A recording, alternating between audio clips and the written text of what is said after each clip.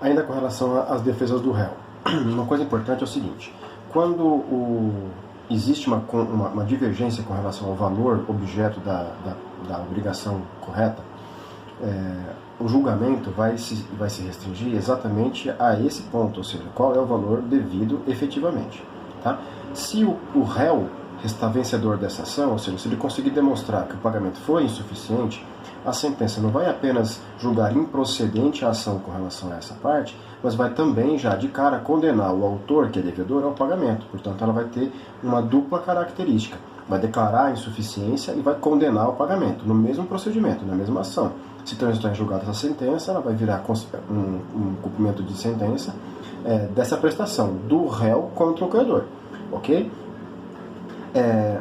Mais uma coisa importante com relação a essa ação é que o CPC de 2015 acabou regulamentando também uma situação em que não há uma certeza, ou existe uma dúvida justificável, obviamente, com relação a quem deva receber o pagamento.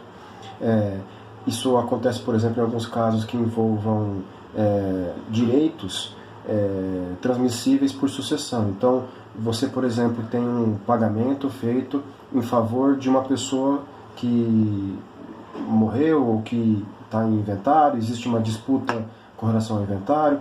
A gente já teve a oportunidade de presenciar isso várias vezes na prática, em que o devedor acaba no migué dizendo que eu não sabia para quem pagar, portanto eu não paguei. Não existe isso, obviamente. Então, se existe dúvida com relação a quem é o credor, a ação tem que ser proposta contra os possíveis credores. Uma obrigação não nasce do nada, não tem abiogênese de obrigações no direito brasileiro. Se existe uma dúvida com relação a quem é o credor correto, a ação tem que ser proposta contra aquele ou aqueles que se reputa sejam os prováveis credores. A ação, então, nessa hipótese, ela vai transcorrer sobre dois objetos. Primeiro, saber se a prestação foi de fato satisfeita, e segundo, quem é o credor. Então, se não existe dúvida com relação ao objeto, o valor está correto, a natureza está correta, está tudo certo com relação ao pagamento, o autor da ação está liberado, pode até ser extinta a ação com relação a ele, ele já obteve o que ele queria, que é a liberação da obrigação. O procedimento prossegue com relação aos possíveis credores, disputando entre si a titularidade desse crédito.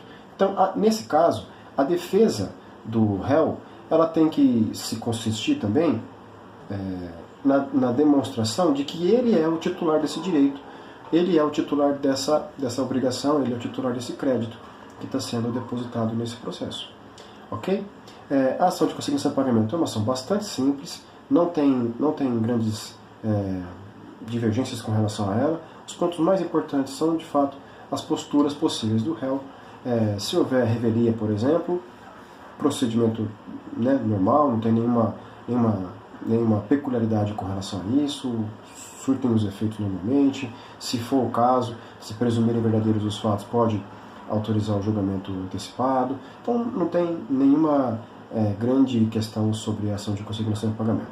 Beleza? Vou tentar seguir da mesma forma nos próximos vídeos. Espero as respostas e os comentários de vocês. Sejam piedosos, por favor.